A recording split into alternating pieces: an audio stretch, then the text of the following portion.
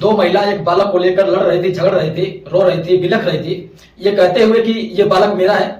लोगों ने उन्हें समझाने की काफी कोशिश की, लेकिन दोनों ही महिलाएं कुछ इस तरह से दावेदारी कर रही थी कि लोगों को भी इतना कंफ्यूजन हो रहा था ये पता कर सके कि आखिरकार ये बच्चा किसका है।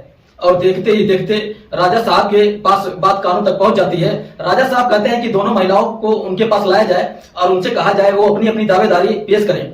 दरअसल दोनों महिलाओं ने जब अपनी अपनी बातें रखी तो दोनों को देखकर लग रहा था कि ये बच्चा सचमुच इन्हीं का है, लेकिन बच्चा तो एक का ही हो सकता है, दोनों का हो ही नहीं सकता। अब राजा साहब भी परेशान हो जाते हैं, पब्लिक भी परेशान हो जाती है। जो सभा के अंदर बैठे हुए लोग थे बस ये जानना चाह रहे थे कि आखिरकार राजा क्या फैसला लेने वाले हैं। तभी राजा साहब ने सेनापति को आवाज लगाई और आवाज लगाने के बाद कहा कि सेनापति इस बालक के 2 हिस्से करो और 2 हिस्से करने के बाद दोनों हिस्से एक एक महिला के हाथों में दे दो और ये यहां से चले जाएं। कुछ इसी तरह से बंटवारा होगा तो शायद इन्हें तसल्ली हो जाएगी। राजा साहब ने जब सेनापति से यह बात कही तो सेनापति ने आगे बढ़ा और सभा के लोग देखकर ये आश्चर्यचकित थे कि आखिरकार राजा साहब ऐसा कैसे फैसला दे सकते हैं। तभी उन महिलाओं में से एक महिला कहती है, राजा साहब जो आप करेंगे अच्छा ही करेंगे, हमें आपका फैसला पूरी तरह से मंजूर है। लेकिन दूसरी महिला रोते हुए बिलखते हुए कहती है कि साहब मुझे ये बच्चा नहीं चाहिए, राजा साहब इस बच्चे को इसी महिला के हाथ में दे दो, मुझे ये बच्चा नहीं चाहिए। दरअसल राजा साहब ने जैसे ये बात सुनी, दरबार में ये बात पहुंचती है तो राजा साहब ने कहा कि इसका फैसला हो चुका है। दरअसल कोई भी माँ अपनी बालक को 2 हिस्सों में बंटवाना चाहेगी ही नहीं। इससे साफ पता चलता है कि ये बच्चा उसका है जो इसके हिस्से नहीं कराना चाहती। जो हिस्सा कराना चाहती है उसका बालक किसी भी कीमत पर हो ही नहीं सकता। दरअसल ये केवल ना माँ पर बल्कि किसी भी इंसान पर बात सटीक बैठता है। जब कोई किसी से प्यार करता है, जब किसी के बिना रह नहीं पाता है, वो किसी भी हालत में किसी भी तरह से दुख नहीं दे सकता, उसको किसी भी तरह से दुख नहीं दे सकता, नुकसान नहीं पहुंचा सकता। आज की कहानी जो मैं आपको सुनाने जा रहा हूं, इस कहानी में एक व्यक्ति, एक लड़का दावा कर रहा था वो उससे बेइंतहा प्यार करता है, लेकिन उसी ने उसकी सांसें हमेशा हमेशा के लिए रोक दी। लेकिन जब ये बात सोशल मीडिया के माध्यम से लोगों को पता चलता है तो पूरे प्रदेश में इस घटना के बाद फिर हंगामा खड़ा हो जाता है और सैकड़ों की संख्या में लोग सड़कों पर उतर आते हैं। नमस्ते, प्रणाम, हर हर महादेव। मैं ओम प्रकाश पाल। आज की जो सच्ची घटना मैं आपको सुनाने जा रहा हूं, ये सच्ची घटना है कर्नाटक प्रदेश का एक शहर है, एक जगह है हुबली। दरअसल बात कर रहा हूं 18 अप्रैल 2024 की शाम लगभग 4:45 के आसपास एमसीए फर्स्ट ईयर की एक छात्रा होती है जिसका नाम होता है नेहा। और नेहा अभी एग्जामिनेशन हॉल से निकलने के बाद सबसे पहले उसने अपना बैग लिया और बैग लेने के बाद उसने अपना मोबाइल निकाला और मोबाइल निकालने के बाद उस लड़की ने सबसे पहले अपनी माँ को फोन किया। माँ को अपने एग्जाम के बारे में उसने बताया ही था कि सामने एक लड़का खड़ा हुआ है। वो फोन रखती है। फोन रखने के बाद सामने लड़का खड़ा हुआ है, उसने उसको हाथों से रोकने की कोशिश की। उस लड़की ने अपना रास्ता बदलने की कोशिश की। उस लड़के ने फिर से उसको रोकने की कोशिश की और वो उससे बातचीत करने की कोशिश की। और अभी कुछ ही सेकंड हुए थे कि लड़की ने अपनी तरफ से ना बोला। इतना जो दूर खड़े हुए बाकी लड़के थे उनकी किसी की नजर पहुंचती है तो वो अपने हिसाब से देख रहे थे, कुछ ना जैसा शब्द उनकी समझ में आता है। लेकिन लड़के को इतना ज्यादा गुस्सा आता है कि वो अपने जेब में रखा हुआ एक बड़ा सा चाकू निकालता है और निकालने के बाद उस लड़की के ताबक तोड़ चाकू से वार कर देता है। कभी गर्दन के हिस्से पे, कभी गर्दन के उस हिस्से में, कभी सीने पर, कभी उसके पेट में, एक के बाद एक उसने लगभग 8 वार किए थे। अब पहले ही वार में वो लड़की जमीन पर गिर पड़ी, लेकिन वो थका नहीं था और वो उसको तब तक मारता है जब तक उसके प्राण नहीं निकल जाते। हालांकि लड़की अभी जिंदा थी, इस सिसकियां ले रही थी और वो शायद जीना चाहती थी। जैसे ही वहां के आसपास के जो स्टूडेंट इस दृश्य को देख रहे थे, कुछ पहली बार तो समझ ही नहीं पाए। उन्होंने जोर जोर से चीखना चिल्लाना शुरू किया ताकि वो जो काम कर रहा है, जो कर रहा है, उसे करते हुए किसी भी तरकीब से रुक जाए। लेकिन उसके सर पर खून सवार था। अपनी इस घटना को अंजाम देने के बाद बड़े ही आसानी से वहां से भागने की कोशिश कर रहा था और जैसे ही भागता है तब स्टूडेंट इकट्ठा होते हैं और दौड़कर उस लड़के को पकड़ लेते हैं। आखिरकार वो लड़का कौन था? दाढ़ी बड़ी हुई है और बाल बिखरे हुए हैं और शरीर पर कपड़े कुछ अजीब तरह के पहने हुए थे। और उसे पकड़कर उसे गुस्से में स्टूडेंट बहुत बुरी तरह से पीटते हैं और पीट कर उसे गंभीर रूप से घायल कर देते हैं। उस लड़के से पूछा जाता है कि तुम्हारा नाम क्या है, तुम कौन हो, कहां से आए हो। तब वो अपना नाम बताता है, कहता है कि मेरा नाम फैयाज है, फैयाज गुंडू माइक नाम है मेरा, और उम्र जिसकी 23 साल के आसपास होती है, जिसके पिता एक सरकारी विद्यालय में शिक्षक होते हैं और जिसके जो जिला होता है बेलगावी सावदत्ती एक जगह होती है, वहां का रहने वाला होता है। वो इसी कॉलेज का स्टूडेंट था, पढ़ने में ज्यादा होशियार नहीं था। 6 महीने पहले ही उसने स्कूल को ड्रॉप कर दिया था, स्कूल नहीं आ रहा था और 6 महीने में ये पहली बार आता है और पहली बार आने के बाद ये इतना बड़ा कांड कर देता है कि जिससे क्या सब के सब लोग हैरान थे। अब उधर जो लड़की बेहोशी की हालत में पड़ी हुई है, उस लड़के को जो गंभीर रूप से घायल हो चुकी है, उस लड़की को जल्दी से उठाया जाता है और कॉलेज का नाम था BV कॉलेज और यहां से लगभग 2 किलोमीटर दूर KIMS Kempegowda institute of medical hospital जो 2 किलोमीटर के आसपास था। वो स्टूडेंट कॉलेज के स्टाफ के लोग उस लड़की को अपने गोद में उठाते हैं और यहां से दौड़ रहे थे, भाग रहे थे। लड़की को पूरी तरह से खून से लथपथ हो चुकी थी और सांसें चल रही थी। दौड़ते हुए किसी भी तरकीब से सीधा हॉस्पिटल पहुंचते हैं। KIMS वहां जाने के बाद उस लड़की को जब स्ट्रेचर पर लिटाया जाता है, डॉक्टर के पास पहुंचाया जाता है। डॉक्टर जब उसकी नब्ज टटोल रहे थे, लड़की मर चुकी थी।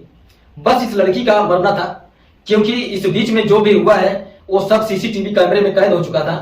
सीसीटीवी कैमरे में जो फुटेज थी वो इतनी साफ सुथरी नहीं थी, धुंधली थी, लेकिन दिख रहा था कि कोई उस पर हमला कर रहा है, कोई उसे मारने की कोशिश कर रहा है।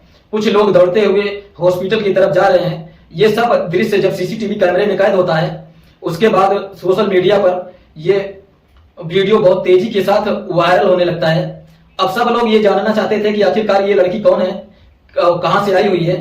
तब इस लड़की के बारे में पता चलता है कि लड़की का नाम होता है नेहा हेरेमत और इसके पापा होते हैं कांग्रेस के पार्षद होते हैं।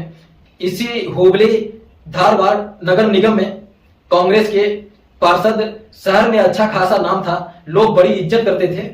ये एक अच्छा इंसान उसकी बेटी को आखिरकार ऐसा क्यों किया, क्यों नहीं किया।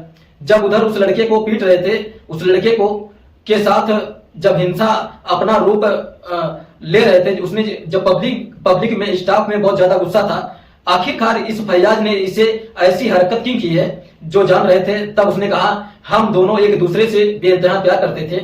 वो मुझे कुछ दिन पहले इनको इग्नोर कर रही थी, लोगों को ये बात हजम नहीं हो रही थी। कोई किसी से प्यार करे और वो इसको एक के बाद एक 8 चाकू मारकर उसकी मौत के घाट उतार दे, ऐसा नहीं हो सकता। इसमें कुछ न कुछ गड़बड़ है, कुछ न कुछ गलत बात है। जैसे ही अब ये लड़की के पिता को ये बात पता चलती है, लड़की के पिता का रो रो कर बुरा हाल हो जाता है। लड़की की जो दादा होते हैं उनका भी, उनकी माँ का भी, सबका रो रो कर बुरा हाल हो जाता है। सब के सब लोग परेशान हो जाते हैं और धीरे धीरे खबर ये सोशल मीडिया के माध्यम से जब पता चलने लगती है, तब इस लड़की के जो पिता होते हैं निरंजन हेरेमत, वो कहते हैं कि ये लड़का काफी समय से उनकी बेटी को परेशान कर रहा था। लगभग 6 महीने पहले उन्होंने खुद से समझाया कि बेटा तुम किसी और कम्युनिटी को बिलोंग करते हो, मेरी बेटी किसी और कम्युनिटी को बिलोंग करती है। इस रिश्तों को ना हम समाज मंजूर देगा, ना मैं मंजूरी देना चाहता हूँ। तुम यहाँ पढ़ने के लिए आए हो, मेरी बेटी यहाँ पढ़ने के लिए आई है, इसे पढ़ने दो और इसकी जिंदगी जीने दो। जब उस लड़के ने उसकी लड़की की पीछा करना नहीं छोड़ा, निरंजन भी परेशान होकर अपनी बेटी को खुद से स्कूल छोड़ने जाते थे और खुद से उसे स्कूल से लेकर आया करते थे। लेकिन इस हत्याकांड से ठीक 2 महीने पहले उस लड़की को टाइफाइड हो गया था और टाइफाइड होने की वजह से वो घर में बड़ी बीमार हो गई थी, ज्यादा चलने की स्थिति में नहीं थी, परेशान थी। लेकिन वो पढ़ाई नहीं छोड़ना चाहती थी। 18 अप्रैल 2023 को उसका MCA फर्स्ट ईयर का पहला ही एग्जाम था। वो नहीं जानती थी कि आज उसका दुश्मन, आज उसकी जिंदगी का ये आखिरी दिन होगा, कि एक लड़का जिसकी उम्र 23 साल, जिसका नाम फैयाज है, जो कि एक सरकारी स्कूल के शिक्षक का बेटा है और स्कूल के अंदर, कॉलेज के अंदर आएगा एक चाकू लेकर, उसका इंतजार करेगा। जो लड़की सेकेंड पाली की एग्जाम देकर बाहर निकलती है तो बाकायदा वो देख रहा था और वो इंतजार कर रहा था कि वो कब आएगी, वो उससे बातचीत करेगा और बातचीत करने के दौरान कुछ इस तरह की घटना को अंजाम दे देगा। जैसे ही ये सब हुआ, सोशल मीडिया के माध्यम से ये घटना वायरल होती है, उसके बाद फिर लोग सड़कों पर उतर आते हैं। 19 अप्रैल 2024 को अब बेंगलोर हो, हुबली हो या फिर आसपास के जितने भी इलाके हो, बड़ी संख्या में यानी कि हजारों की संख्या में स्टूडेंट हो, आदमी हो, महिलाएं हो, लड़कियां हो, बड़ी संख्या में लोग सड़कों पर उतर आते हैं और सबकी एक ही मांग थी कि आखिरकार इसका इनकाउंटर क्यों नहीं किया जा रहा है, इसको मारा क्यों नहीं जा रहा है। दूसरा इनकी मांग थी इसको जितना जल्दी हो सके इसको फांसी की सजा दी जाए, क्योंकि ये लव जिहादी है, ये लव जिहाद करने के लिए यहाँ पर आया है। अब उस लड़के के पिता का बयान तो था जो था, उन्होंने जो बोला, पब्लिक जो बोल रही थी, इसी बीच में पुलिस कमिश्नर का एक बयान आता है। पुलिस कमिश्नर कहते हैं कि आरोपी ने जो बयान दिया है उसका दावा है कि दोनों एक दूसरे से प्यार करते थे, लड़की और लड़के को इग्नोर कर रहे थे, इसलिए उसे गुस्सा आता है, उसने इसलिए कदम उठाया। लेकिन हम इसे सत्य नहीं मानते, हम इस पूरे प्रकरण की जांच करेंगे और जांच के बाद जो भी सच सामने आएगा उसके बाद सही को सही कहा जाएगा और इस घटनाक्रम में जितने भी लोग शामिल हैं, चाहे वो फैयाज है या उसके साथ और भी कोई हो, उन्हें किसी भी कीमत पर बख्शा नहीं जाएगा।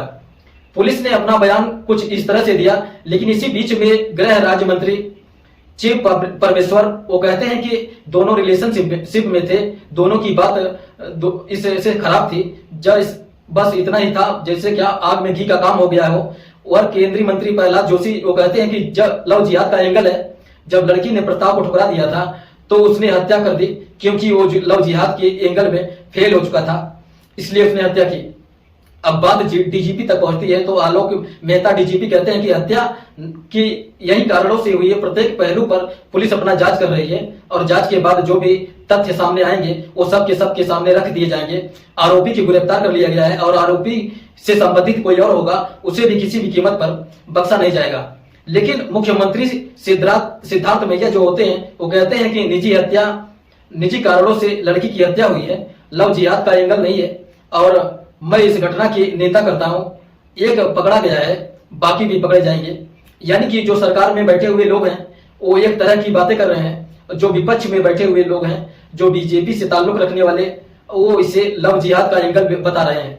अब देखते ही देखते लोगों में गुस्सा भड़कने लगता है। एक तरफ तो लोकसभा का चुनाव चल रहा है और दूसरी तरफ इस तरह की घटना हो जाती है तो जाहिर सी बात है हर किसी को गुस्सा आएगा ही। लेकिन जब लड़की के पिता के सामने किसी पत्रकार ने जब माइक लगाया, उसे पूछने की कोशिश की कि आप क्या कहना चाहते हो, तो उन्होंने कहा कि मेरी लड़की बहुत अच्छी थी, उसकी कोई कमी नहीं थी, वो 2 महीने से विद्यालय भी नहीं जा रही थी बीमार होने की वजह से, और डिप्टी सीएम और सीएम इस तरह से बातें करके सिर्फ राजनीतिक लाभ लेना चाहते हैं, वो ज्यादा से ज्यादा वोट हासिल करना चाहते हैं, जबकि खुद लड़की के पिता भी कांग्रेस पार्टी से ही ताल्लुक रखता है। अब उन्होंने कहा कि जो भी है सो है, वो इस आरोपी का एनकाउंटर चाहते हैं या इसको फांसी होनी चाहिए और जितनी जल्दी हो सके इसका ये फैसला होना चाहिए, नहीं तो वो भी सबके साथ जो लोग सड़कों पर उतरे हैं उनके साथ सड़कों पर ही उतर जाएंगे। दोस्तों, इस पूरे घटनाक्रम को सुनाने का उद्देश्य है किसी को परेशान करना नहीं, किसी का दिल दुखाना नहीं है, बल्कि आपको जागरूक करना है, आपको सचेत करना है और जहां भी रहे सुरक्षित रहना, अपना ख्याल रखें। जय हिंद, जय भारत।